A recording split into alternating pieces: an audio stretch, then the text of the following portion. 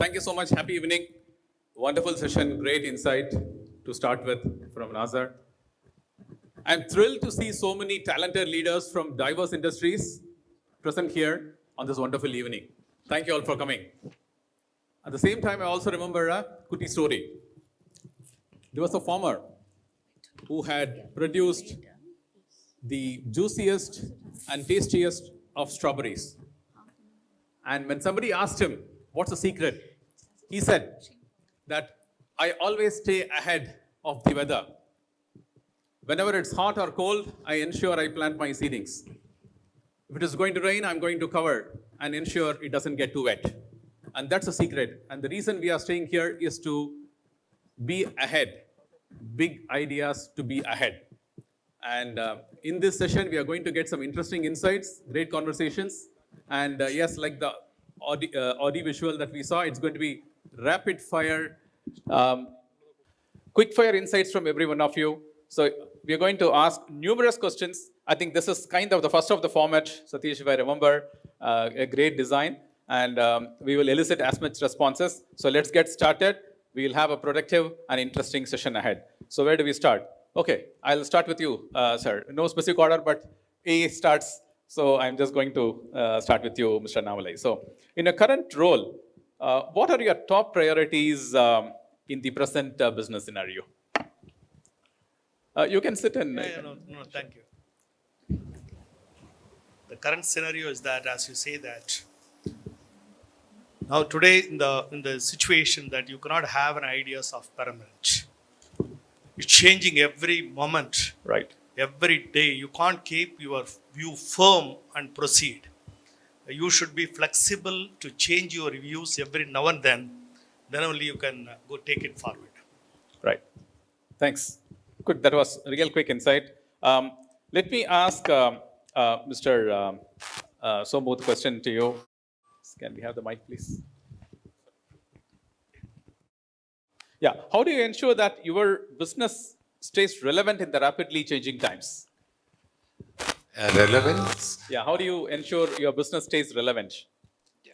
See, for example, my eye care industry, is undergoing a lot of changes. Yes. So we'll have to, look forward, gathering information and especially in the digital area, the scene, So that's Staying how, updated. Yeah, we'll have to really change for the future, look for the changes and then, adapt to that. Fantastic. So look at the future and work on the things in the present. Fantastic. Swati, we know customer centricity is absolutely critical for your business. So what strategies do you adopt? You can just name one to build customer loyalty for your business. Honestly, I think it's putting the customer at the center of the experience, planning everything. So everything that we do and plan is putting the customer at the center of the experience, building everything around them. And I think a lot gets said about that, but at the end of the day, to execute that is quite hard. But every decision we take, we think through it through the customer's lens. And that's what helps us really. Perfect. I think customer is the key that we all exist today. Great. All right. How important, Anusha, I will ask you, how important is sustainability and social responsibility for your business and what are you doing about it? I love that question for me. Because I think, I was one of the persons who started social responsibility very early on, not knowingly. CSR being the big word, buzzword, and I'm having a startup in that, incidentally, you ask. And, it just happened accidentally because I like doing it. And from what I know now, I think in India, the giving and the CSR and the social responsibility has been happening for ages, but not documented or not measured. Okay. Everybody in their house or, companies, everybody would have done something for a social responsibility, but never documented or anything. So it's interesting to see that, growing in a formal way. And I think going back to your question, I think for me, that has been the key. And one of the differentiators for my educational institutions have always been, in fact, one of the customers, one of the guests that I spoke to. They said, you know, they have a good feeling when they hear our name. You know, that's the key. What social responsibility brings today, you know, in the perception of people is, you know, they identify a brand with the social responsibility. Good. And that's I think the become connect is better when you are socially conscious. Mr. Mani, over to you. What steps do you take in your business to stay ahead of your competition? What everybody does, know my competition ahead of that, and follow the SEO. The SEO is like your search engine optimization in the internet to get your company's name on the first page and the first line.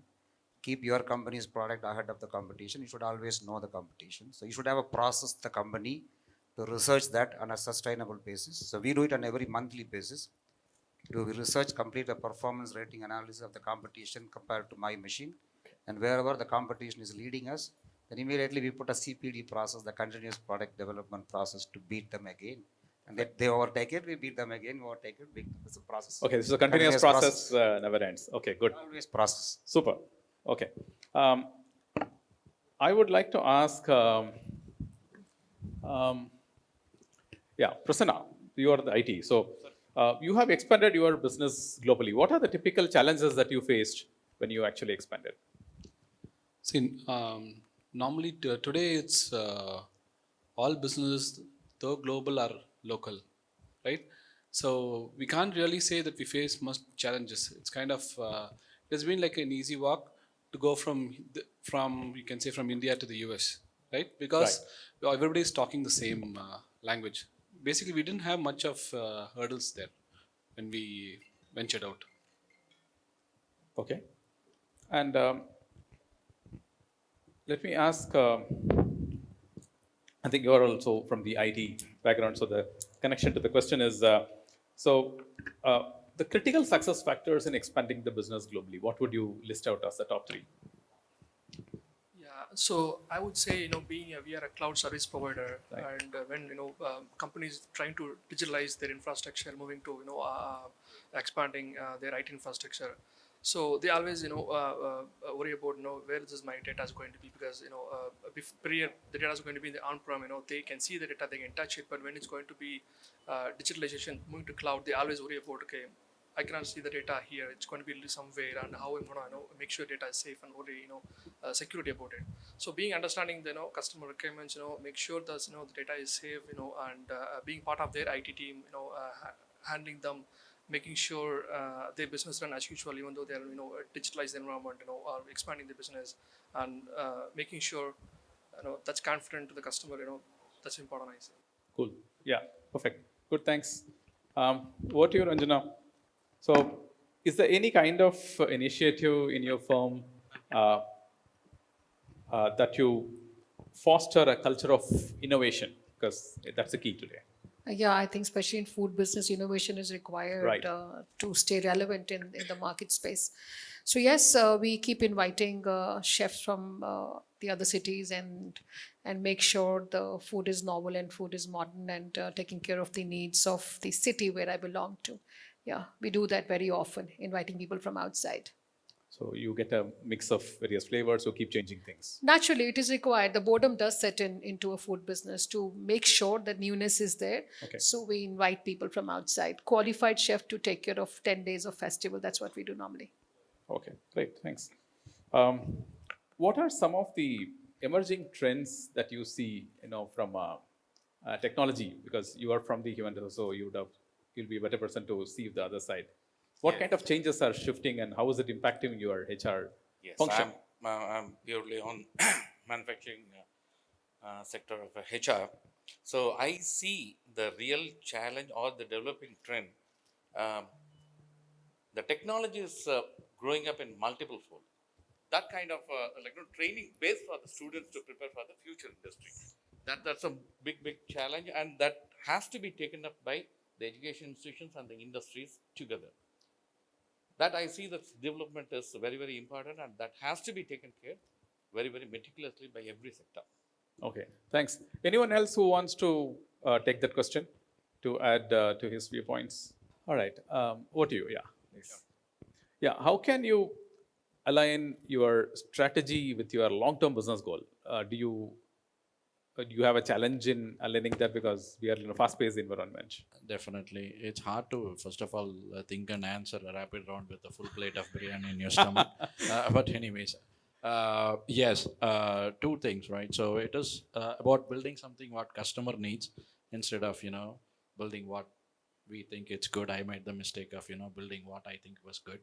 And trying to think ahead of, the competitors and the needs of the customers. Being in an agriculture industry, there is a lot of potential, and we are trying to build something which is for the future.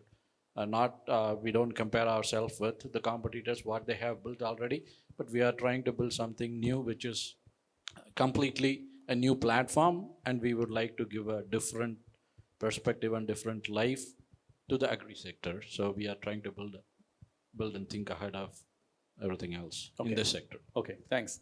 To you, Arun. Question to you is, how do you balance your short and long-term goals? It's a tough walk. So I think I always have an end goal. That's my long-term vision.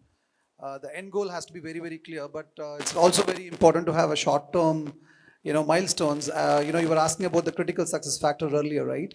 So, depending on the stage of your business and your priorities, the critical success factors for now is different. At the same time, you need to keep your long-term, end game in mind. So, do you see it's a tough challenge balancing it? For me, I didn't feel it's a challenge. Okay. Nice. Okay, fantastic. Anyone else? Adil, do you face challenges in terms of balancing your short-term and a long-term goal? As an organization, we've always set long-term goals and we break them into parts so that it's easy to achieve them. So we don't find a challenge in achieving those long-term goals. Okay, so it's manageable. Okay, thanks. I think technology already has a lot of tech. So what kind of tech disruption is AI actually bringing in? Can you throw some insights around? One part is like AI can give lots of insights, like your artificial intelligence, your driverless cars, your future, in manufacturing of the automotive industry. One disruption is it is replacing critical manpowers. So that is something very, the alternative that we need to look for. But one thing we can be very sure that it cannot replace a sales guy. So salesperson has to be a salesperson. He needs to sell still whatever artificial intelligence comes. It can give a forecast, but not the sales guy. Okay, not the robotic sales that might work. I don't think so. It'll work. It can give some kind of a operandum for experience, but a sales guy has to still sell. Yeah. Okay. Thanks. Over to you, Dr. Narayanan.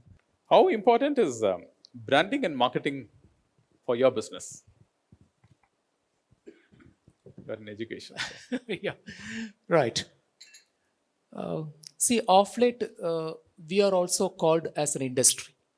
Okay, it's no longer the top line matters, the bottom line matters. True. I mean, not in terms of making the profit, but in terms of plowing it back into the system. So going by that, the top line matters, the bottom line matters. So as the director of a business school, I'm also responsible for my P&L account. Okay. So it's quite relevant. Okay. So your take on the importance of branding and marketing for your business, and how do you leverage? No, as Sir also said, so we are mainly into the manufacturing and IoT, digital and robotics kind of thing. So where we wanted to go and something people will be aware of, but what kind of like when and how to do is something that we need to do, or we need to brand ourselves in that area so that we can give the relevant services to the customers on that particular technology or particular segments or particular domains. So in that relevancy and technology and in giving that service, we need to market and brand ourselves in that particular area, not on the product side, but on the technology and service area that we are primarily focusing on our marketing and branding. Okay, thanks. Over to you, Swati here. How have you used social media effectively for your business? Can you tell us a couple of tips and tricks that has worked for you? I'm actually in children's health, and we do a lot of work with mental health in with kids across the country. It's a double-edged sword, to be honest. Social media is something that we constantly, try to really push back on. Two reasons, right? It has to be age appropriate, and what we're seeing is social media seems to be the number one reason for depression in children, and a lot of other side effects as well. So not for social media, but as a mother myself, right, of a 17-year-old, I can say that, what chance do I have as a mother? I'm fighting the top attention engineers in the world, going after my son's attention, my attention. And here I am, a mom trying to take away social media. I think it's all about limiting exposure a little bit, how much time, setting limits. And I think that's where we all start. And that's the only solution we've started with right now, setting limits, age limits, time limits with children. And really that's all we have against this. Good. And Mohammed, can you tell us any tips and tricks that has worked for you in the social media to grow your business? Okay, yeah. So like I said, we don't be a fancy company in a social media, whereas we want to be a company where bring tangible values to our partners and customers and our employees. So yeah, we celebrate what's happening within our company in a social media. So touch bring values to our within our company, also trusting our partners and our clients. Okay, thanks. Arul, what kind of pricing strategy do you adopt for your business? Are there any insights that you could throw to fellow entrepreneurs? Exactly. So when we started building the product first initially, right? So we wanted to come up to attract all levels of customers. So I would say that we have to create at least two different products. One is for the base one to attract base level of customers, and then the other one is for the exclusive customers, like how Aadi has it, right? So the same way we have to have, in that way you can attract both the customers. Okay. In your business, how do you look at pricing, strategically pricing that would still be competitive to the customers, as well as able to manage the competition? A pricing strategy for me, I mean, let's look at the food business. We have benchmarked with the international chains. I deliberately kept it like 2-3% lesser than the international chains. And the kind of experience what we give is better than what possibly is available today. So, our plan was to give an Uber luxury service at a lesser price point. So that was the plan, and I think it is working out. It is also, there is something called anchor pricing. So we wanted to anchor it this way because we're just 2 years old. The brand that I'm working today is only 2 years old. So slowly, and probably, we might want to catch up when we have the number of stores or more, then we probably might want to increase, because there is also perception, the product that people buy, they actually, they have a price point already attached to the product. Right. So that's very important. So we consciously kept it like 2-3% lower, but then when we hit the 50 outlets mark, then we probably might want to take it higher than that, because the perception would change after that. So that's how I price it. Yeah. Okay. Prasanna, in your case, when you look at the pricing, of course, you are handling the market internationally. So is pricing the only factor that the customers decide upon because you have a cost advantage doing it from here? Or I would like to club this answer with the previous question as well. Sure. With regards to social marketing, you are asking, right? Sure. So this plays a big role in whatever we do. We are like kind of socially visible. Why we do that is that first customers have to trust in us that these guys know what they're doing, right? That is one. So we make sure that our brand is like it reaches everyone easily. There's a brand recall. Second thing, with regards to pricing, while in Rome, be a Roman. So we have like two flavors that we offer. One is for the SMEs and one is for the enterprise class. So when we know whom we are dealing with, right? So it's being in IT, we have, it's like very flexible and very tangible. You can say, yes, for this customer, we know this price at work. And I can't be like very rigid and say, okay, I'm fixed at this price. the customer needs to buy it, then probably we would lose a customer. Right. So then again, this is again related to your brand. So recently we launched a brand like Day First Day and said, okay, this is for the SMEs. And then we have an enterprise class. So you have segmented the customers So and the priced pricing accordingly. is based according to that. And we are flexible. IT is only the industry, I think, where you can decide what you want to sell and price it. Whereas the other industries, like you have it's a a lot of product raw as a service, materials and all this. So here we are flexible. And ultimately, customer is king. We make sure that we deliver what they want. Okay, cool. So I think getting talent is very challenging in these days. So how do you attract and retain the best talent in your company? Yes. Very important. Like attracting right talents is one big challenge. The biggest challenge is like retaining the right talents. So that's a big challenge right now, because the business depends on the right talents whom are driving the business in the right direction. That's the most important thing. So to retain this right talents, like various like now the requirements of the employee is also changing.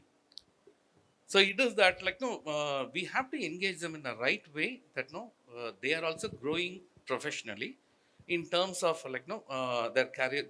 Many people may change according to their career perception will be there. Then again they may be looking for economical opportunities, like stability kind of and all at the beginning level. But people at the senior level may look at being in the organization in a different form.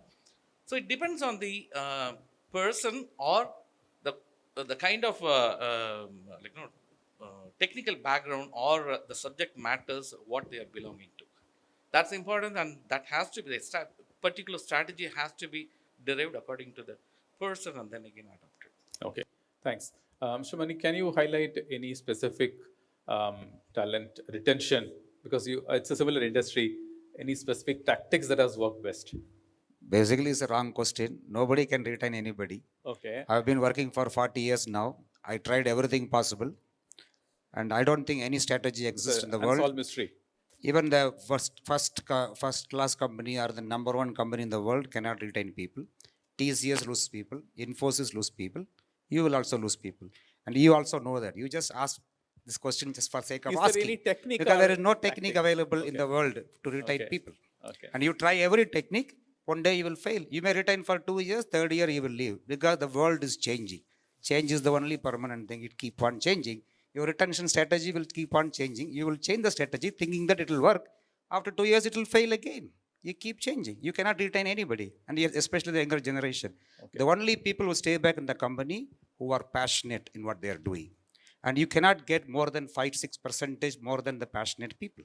So what is that I believe in is that every organization, like a building, it stands on pillars. And your pillars is the passionate people. You identify some passionate people and completely build your business around them. The other people will come and go. When they come and go, this passionately people, that pillars, will keep training them. So the technique is that, do you have how many pillars? Example, you start with 4 pillars. You try to add 1 pillar every year more. So keep adding 1 pillar, passionate people, they love what they do, and they will take care of their business. And that is exactly what I did. I have some 6-7 people. They are with me for the last 15 years from the day one in the company. And I have 280 people today in the last 15 years, from starting from 5 to 280. Many people come and gone, but the pillars are intact. And I tried to, a strategy is that, the big idea is that, at least add 1 pillar, a passionate person in the company every year minimum, at least once in 2 years. And I deliberately, I keep a log. And then was I successful in this year by adding a pillar or not? So you should have a process by which you analyze that how can you convert or declare somebody who is passionate and can be a pillar to our organization or not. And then exactly what is that you go back and offer to them. You can always think about your P&L, your revenue, giving shareholders your money. What is in it for him? Why should he stay in your company? Why anybody should stay in your company? What is that you're offering other than the salaries? Whatever you give loan, you give bike, you give whatever you give, he will still go. Okay. Because he's not passionate. Thanks. So That's exactly the key. the crux is to build the pillars, identify the points and pillars. Okay, good. So retaining passionate, well, thanks. Retaining passionate people have been one of the secrets. So in your case, Mr. Sobo, do you have any specific tactics or Yes, strategies? I encourage the new ideas. I treat them, equally, and the atmosphere we'll have to create in such a way that they like to work for us. This is the only way we can retain people. Encourage them and treating everybody equally. They think I mean, very nice place to work. So that area, I am really, I am successful in retaining many people. And if they want to grow, we will encourage them, we'll help them to grow. We in TIE, what we do, the same thing I do with employee cadres also. They want to go up, I'll help them, I'll mentor them, I'll let them start something on their own. That's also another way. Okay, thanks. Mr. Annamalai, to you, how aligned are your, let's say, marketing and sales function? I'm not very sure. Do you have a market? I guess you might have both the functions. Do you? No, marketing, that especially I am in the financial market. One thing is that the best way of marketing, creating my client to do marketing for me. That is the best way, because my marketing people are my clients. Only how you will make your clients to market for yourself, that a personal relationship. The relationship is most important to build, and not at money, not at anything else. The relationship. As long as you give a personal service that builds your clientele, they do the marketing for you. That marketing is the permanent marketing. They're my own marketing people. Fantastic. I think the reference and the way you build the rapport, the clients refer and then get you the business types. True. In your case, how does your marketing and sales function align? I think they are very interrelated in education, at least when you speak about it. And there were days when education was not going into sales and marketing. It was supposed to be happening on its own. But now it's all become common, and it's happening in every doorstep, everywhere. But I think the key here is to differentiate sales and marketing itself for the brand. One of the things that I did as a research was, when I started, like how many people in 100 people, if I take 75% of the new customers or new students that we acquire have been referred by our previous alumni. Right. So that is the biggest thing. Keeping the brand promises, I think, will drive both for marketing and sales. And it's very interrelated in education. Okay, that's interesting. In your case, sir, do you have any specific marketing sales alignments in your business? Of course, we do marketing because we are very active in social media too. I mean, taking into account the aspirations of the target group. Right. So we have a separate A&M budget, to be very honest with you, advertising and marketing budget. But sales, I mean, the hardcore sales doesn't happen, especially in education industry. Again, as Ansha rightly pointed out, more or less it happens through word of mouth. I mean, okay, 50 to 60% of my admissions happening through word of mouth, referrals from alumni. That is the way we work. Okay, good. I think that's the best source of thing. Is your marketing and sales, are they at loggerheads or do you have a sync? No, they are closely interrelated for our type of business as well, because whatever the marketing team does, at last it will convert into sales. It should be converted into sales by the sales team. So they work closely intact with each other. Getting into the customer base, building the customer base, and then that will be followed up by the sales team. So it's kind of a one single team working together for both the activities. Like that's what we have pushed. Okay. Arun, is there a different take for you?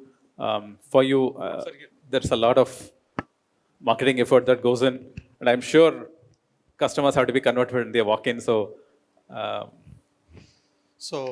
for us, the sales and marketing is nothing. We cannot separate. Both are synergy. Like it can work. Say now the team is working, conducting this event. For us, the sales and marketing is not only selling a product or giving a communication. It's all about giving an experience. So experience is what is going to give you more, brand perspective or profit perspective or money perspective. So we are in the experience economy. Right. So like soon you're going to get the charge admissions for all your malls. Why you want to go for a mall, pay for you're going to pay for an experience there. So similarly, people buy people first, then obviously product. Meanwhile, there is a filler called experience. Right. So experience is something people want to pay more. And what is that? That is what it's all about. So that's called experience economy. The sales and marketing, our perspective is fully concentrated on that. So we give Q Drive as an example, like customer gets an experience. Today, the CXO conference, which is happening here, it is an experience for the people. Like so, next, I think this experience marketing, experience economy is going to be a real importance. Great. I think we used to talk about customer service, then we talk about customer loyalty. Correct. Today we talk about customer experience. So It's very important. I think managing the experiences will help you It's get very more important. business. Say your Starbucks coffee, you pay for 700 rupees you pay for the experience. Right. So you can get a coffee for 30 rupees, and but still you get pay for 700 rupees. There you get your experience. Yeah. So pricing is not a challenge as long as you provide experience. Okay. Adil, could you highlight any interesting trends that you are able to see in the market? What kind of shifts that are happening, which was not there pre-pandemic and that you see today? I would say that the younger generation have started spending more. Okay. The spending power has increased from the past few years post-pandemic. Okay. Today, people want to fulfill their wishes. Then, rather than saving up money, I think today people are on the spending mode. There's a big change what we've seen post-pandemic. Okay. I think we were talking about some revenge buying. Revenge that's buying happening has all over. been happening. Okay. Thanks. Okay. I have a question to you again, Shamani. So, or you can flip. What do you typically look for when you hire someone, a potential hire? The number one quality that you would look for? First of all, you hire people on two situations. So one, and then second is second A and second B. One is that you're starting a new greenfield or a brownfield project. The second is that you are having a problem with your existing team, then you're trying to hire a person to replace them, right? In most of the cases, we hire people because somebody has left, and the earlier question, and then you are trying to replace them. So obviously somebody has left, and then you know what quality he had, what skills he had, how much he was contributing. So you will try to hire somebody who is better than him, or at least at par with him. No? That is what we look at. And we don't get people with experience at what we're looking for, but we have to get people who can be trained easily. So what I look at is that I have a system that everybody identify the people, but finally, before hiring, I see them. I don't ask any technical question. I just talk to him, converse with him, ask his family background, etc., etc. Then I go with my instinct. What is that instinct says at that moment? That is the best person to my family or not? Because anybody's hired is a family member. Right. Suppose you have to be very genuine in that process because I go with my instinct. Suppose you are conversing with him and you get a telephone call. You just stop that and you attend your telephone call. So I mean, you are not genuine. You are not honest in looking at him. So the most important factor is that be honest in conversing somebody when you hire them so that you exactly get to know him in 30 minutes or 1 hour time. If you have so much of disturbance, somebody is walking into your room, getting signature, this, that, and all, you are just for the sake of interviewing, you are seeing him. Yeah. You are not honest in your mind to hire a right person. So be honest in the process, genuine quality time spent with him. You can definitely understand the person. So I would say, in my case, maybe 85% the hired persons were very good. Only 15% it was bad. Because it's a person. There are cases my GMs and all said, I want to hire him. He's very good. Okay. I said, no, I'm vetoing it. I'm not hiring him. Because I did not feel comfortable with him. That's how I go with. Okay, thanks. And Mr. Raj, Mohan, in hiring, I mean, it's a critical function. So what do you typically look for in a potential hire? I'm sure the other functions would have shortlisted somebody and given it to you. So when you take a final call, so what is that one thing you look at? As Mr. Mani rightly pointed out, it is like correcting up your mistakes, like what you have had a bad experiences or you found which is not relevant to your context your business environment, that we are correcting it up with the expectations of the future candidate. That is one thing. And second thing is the attention and the attraction on the candidate is decided within the minutes of within 10 minutes kind of or not. It decides there. Then every conversation is leading to whether we are going to take him in or rejecting him. It is the question pattern itself will be leading in that point of view. That I believe in that thing. As he pointed out, it's a personal talk and making him comfortable and opening himself true to their he says what is he kind of that makes more right way of recruiting anybody inside the organization, because we will be able to understand when he opens up and when he is relaxed, and then when he opening saying very plainly about his personality. Thanks. Rajana, over to you. What are the top 2-3 challenges that you're facing, and can you give us a tactic as how you in your business in my business, like in which area? I am like Growing the business. my business is forever dynamic. Growing the business growth, revenue.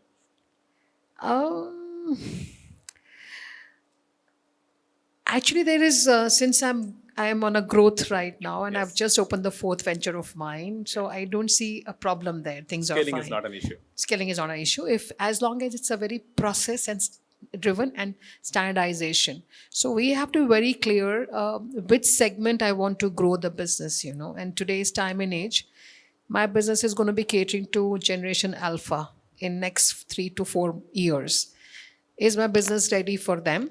If that's the way, then I have to have a long-term vision and minimalistic menu, digital intervention, social media, everything has to be in sync to grow that business model. So I'm only looking at that way right now. The past, I'm not even looking at it. Okay, Yeah. thanks. Mr. Somo. A different question, not the same. So, how important is partnerships and collaboration, according to you? Yeah, personally, collaborating with the leader in that industry, we can share knowledge, and it's going to be a mutually benefiting. Locally we may be very strong, right? Globally they may be very strong. So, but helping them to grow here locally, it's a give and take. So it's a two-way relationship, according to you. Right. Okay. So, in your case, Surendran, so how important are building partnerships and collaborations to grow your business? Partnershiping and growing along with them, because as rightly pointed out, we cannot be master of all in all the aspects. So we find the right partners who will help us, and then we try to leverage the capabilities from them and try to grow business. So we mutually grow together. So we help them and they help us. So that's what we actually do. So partnership is one of the very key element in our business strategy altogether. So. Thanks. So when you expanded globally, what was one big challenge that you had to face, and how did you overcome that? See, mainly like the partnership. What we did when we expanded in the US, it was like getting a partner and working with them. What we got to face is basically the terms of corporate governance that we would have, right? Coming into terms like, because they come from a different country and their legal systems are different, our systems are different.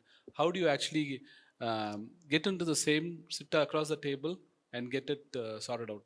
That was the one challenge that we faced, but eventually over a couple of talks and why we are actually getting into that partnership. Okay. It's like a win-win, right? So we want to enter the US market and they want to take advantage of the geographical position we are in. So that is why. So when you think about the base, and when the base is set right, I think this it was easy to go. Otherwise, it was like a lot of the corporate governance was the issues that we had, but it was easily sorted out. More of a compliance and regulatory and other aspects of it. Do you have collaborations, partnerships for your business? You do. Okay. So, can you tell us how do you identify the right partners?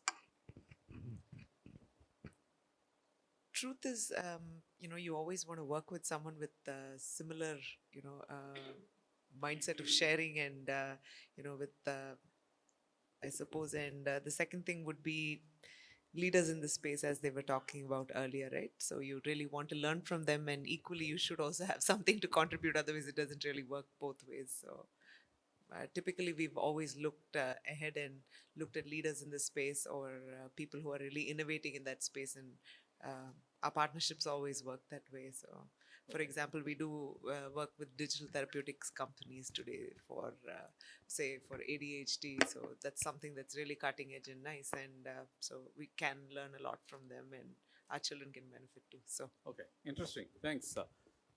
Yes, over to Shanam. Yeah. Would like to add. With regard to these challenges you asked, Yes. recently from the Indian Chamber of Commerce, Coimbatore, we did a survey of most of the industries in Coimbatore. Almost around 560 companies require more than 12,000 manpower. Wow.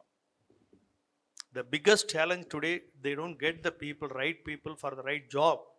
From the turner, from the welder, from the manager, accountant, receptionist, stenographer, computer operators. We got a requirement almost more than 11,000 manpower in the last 15 days. So employable resources are very today that is the biggest challenge, not the technology, not the money sources, not the getting the right people for the right job is the biggest challenge today in the industry. Even from small scale to a larger scale, everybody is facing the problem. Even though the government has come with, we invited the Skill Development Corporation Limited from government. They have trained almost 200,000 technical, non-technical manpower under non-Mudalvan scheme. But you know that today the biggest challenges, we had a HR meeting. Almost around more than 50 HR people had attended that meeting. Everybody wants, please provide manpower. Okay. Okay. So from an education perspective, over to you. So how do you, is there any challenge that you have addressed in bridging that employability of the candidates who come out of the school that's needed for the industry? No, it is true. That is the bane of the education system, I can call it, because there is always a gap between the expectations and the reality. Right. Okay, so that is what we are trying to build it. I mean, and you are talking about the partnership and collaboration. I mean, Yes. okay, this is where that comes into the picture. I mean, so through partnerships, through collaborations, of course, industry institution partnership. It is one of the growth engines, I can call it, for any education institution for that matter. And we have been trying to strengthen that, I mean, for years together, and we have started getting the results. I mean, so that's very essential. Cool, nice. How do you build a growth mindset? Because as an To entrepreneur, the you team need or to have that. to myself or to my team? To you, because you're going to drive the whole thing. I mean, I think growth mindset has to be natural for an entrepreneur, because entrepreneur is continuously looking for the next best opportunity and next best thing to do. And through the journey of entrepreneur, I think there are a lot of moments of maybe rejections and challenges, and probably not meeting timelines and deadlines and so on and so forth. There's so many things which is not as predicted as you want it to be ideally. So naturally, unless you have that growth mindset and the grit to again look at things optimistically, I think it is very difficult to be an entrepreneur. I think it's a natural thing for an entrepreneur to be. That's what I think. I think I have it, so okay. I'm sure everyone has it. As yes, I'm sure. Yeah. Okay, you're saying should be inherent types. Okay. Sorry. Should be inherent with the not inherent. I think it is also, one is that naturally people might have it. Other one is that the scenario and the situation by itself will push you to become that. Otherwise you would not be an entrepreneur. You might have to exit at some point in time. Yes. Okay. Thanks. So Adil, for your team, how do you build a growth mindset? Because until they travel together with you, it's tough to carry on with the vision. We take good care of them. So we give them the ownership since we have a large number of stores across India. So each store we give them the ownership. So we tell them you're the bosses. So that's how we encourage them. And we tell them as the business grows, they also grow. And we do have a very good incentive structures for them. So we really take good care of the staff. We tell you're the bosses of the store. Okay. So they've been the face of the brand. Okay. So you're taking care of the people to We ensure that mainly they're take aligned with good the care growth. of the people. Okay. Good. So in today's entrepreneurs, what could be, or for any founder, what could be the spread of skills that you would rate it as 1 to 4? It could be leadership skills, business skills, operational skills, financial skills. So how do you rank these 4? So typically in my business, I think what they need is the craft has to be the number one, because food is finally about good skills. So that if they're in that department, that is number one. So if they're in there, so you can't say everyone they should be leaders. If they're managers, then they have to be good leaders.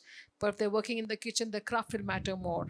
And if they are handling the customer care, that sensitivity has to be there. So you can't put them in only one segment and say you should be a leader. It doesn't work like that. Typically in a food business, I would say that whichever area they're working, that skill set is very, very important to me. Okay. So it varies as per industries, Yes, that yeah. you're saying. Okay, good. Over to you, Arul. To young entrepreneurs, what would be the advice that you would like to give, and what kind of pitfall they should avoid? As I mentioned earlier, being an entrepreneur, you just always have to think what is needed to the market, what is needed for the customer. It is not about what we think is good. Okay. Because I have made that mistake, so I'm just saying Right. that again. And always think about the future, and think about the partnerships which you are going to build, because one person cannot build everything. So it has to be a collaborative effort. Even though you have good ideas, you need partners definitely to grow, and you need a good team to build, and you need a good base to grow for that. Good, thanks. Prasanna, what would be your advice to entrepreneurs? So he stole your answer.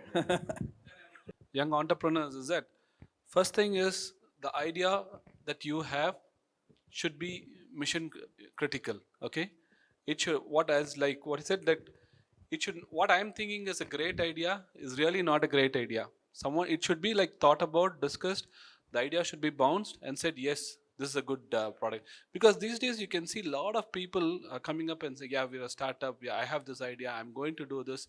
And many reasons why they fail is because it's not thought about deeply, and it is not like brainstormed with others. Because everybody thinks that I may come up with something which I think is great, but actually it isn't. So that is why they think, okay, I have this, I'm a startup, and then they come up and say, yeah, I'm going to do this, and eventually fail. The second thing I would say is, make sure your personal finances are covered.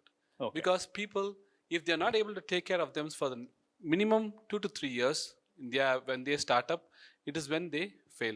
If they're able to sustain for 3 years, then they are able to take it forward. Good point. So these are the two things. The product or the technology should be mission critical, and it should be disruptive. Like Nazar said, disrupt yourself, right? It should be disruptive, and take care of your finances. Thank you. Good. Mohammed, what role do you think mentors or advisors play, and how is it beneficial for your business? Okay, so mentors play in the role where we really require and down in the situation where for a young entrepreneur like me or business persons. So what to do on the business where the challenges we hitting low. So that's important key role on the mentors. Okay, that we have inspirations from them. Okay, not let it down and taking advice from them. Okay, what is we can do from the experienced people and advice. So that's give visibility or strong confidence that okay, this is not something and we can go move forward on it. Right. Thanks. Swati, what do you think the role of a mentor or advisor? How does it help businesses? I think extremely important, especially for women, because two things, right? It's great to have a circle to lean on, and somebody's always done and been in the place where you are. So rather than struggling through and breaking ceilings, it's easier if we all try to break it together. So True. and so I really think it's extremely important to learn from people who've already been there before and done, bigger, better things. Okay, good. And Arun, to you, How do you stay updated? So no problem in this world. I think technology is gone like anything. Just be mindful. Open your eyes and ears. I think everything is an opportunity for us to learn. Okay. Just come outside and see lots of thoughts. Just don't be a closed mindset. Be open in the market. Be open wherever you are. You get lots of insights and ideas. Even a small tree can teach you lots of lessons. Absolutely. So Learning is everywhere. Learning is everywhere. So the most important part is unlearn and learn. Okay. So Thanks. sometimes you have to be unlearned. Sure. And how do you stay updated with what's happening around? More than learning, unlearning is very, very important. Okay. We have to be a kid when we see things. If you see a kid, and if you ask, enough, this game is enough, in the sense that it will choose something else, then again it goes on. So the learning is also going, it should go on. It should not stop anywhere. And technology is very much available everywhere, and every knowledge is available everywhere. So learning is much, much easier now than the earlier period. Okay. And we have to unlearn certain things and then again move on with that mindset. That will keep you updated in every field. Sure. wherever you. Thank you so much. Shanamali, you have any other opinion to share in terms of keeping yourself updated? Today, the updation is today happening. Tons of ideas and materials you are getting every second by second. But we need to be very clear which message should be trusted, which should not be trusted. And unless you have a filtering, today updation is not a problem. But how much you update the right informations in the right spirit, that is what more important. Right. You get a lot of chunks of information today through WhatsApp messages. So Rightly said. and everybody become doctor. If I am a diabetic, I go to a paid doctor, then I become a doctor to somebody else. Okay. Then like how that everybody gives a lot of advices. Are they qualified to give those advices? Are they really capable of giving those advices? Nobody bothers. People just like that take a lot of informations and junks. And you should be today in the updating what you need it, what right messages you need it, how you filter that makes a lot of sense. Okay. Thanks so much. I think it was, I think this session can go on for, endlessly, but I think we have a hard stop. So it is wonderful. The objective of the session is to ensure that we pick up the right minds and the right brains that can be useful for a whole lot outside. And I would like to end up by, again, giving you a short story. Food, water are very important. So I'm connecting with the food once again. This time it's not strawberries. It's on a cornfield. So I recently read about a story of a farmer who consistently won awards for the best corn that they have planted, that they are farming year on year. So people used to wonder, how is he able to do that consistently year on year, every single year, and winning the awards? So they go there, and interestingly, they find that he gives free corns, the best of his corn produce, to all the nearby farmers. So people used to ask him questions. If you supply the best of the corn outside to somebody else, then they are going to compete with you. So it's going to be a problem for you, isn't it? For which he brilliantly replied, he says, when the wind keeps moving around, it keeps the pollens from the nearby fields and brings into me. If their quality of the corn is low, then it is obviously going to have a low yield on my field. So I need to ensure I have all the best corns around so that my field is fertile. And that's precisely the reason we are having this session today here, that unless and until we build a better world around us, it is difficult for us to build ourselves. Unless and until we build a great team, we build the great partnerships, it is difficult to build our own great business around. So with that, brilliant minds, great insights, and a wonderful platform to all of you. Thanks so much for Audi and the talk to have staged this. And to every one of you, my name is Shyam Sekhar. I am the founder of Startup Experts, as you said. And it's delightful to see you coming here. It's almost 3 years that I've come to Coimbatore for this talk session. So thank you all so much. Have a wonderful Saturday evening. Thank you so much. 4 spheres that awaken the senses. Immersive, connecting you to the world.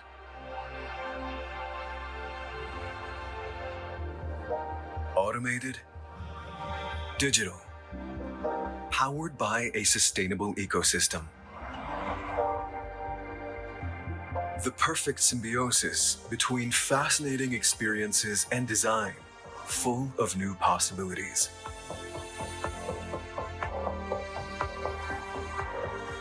See the world with new eyes and experience the next dimension of inspiration.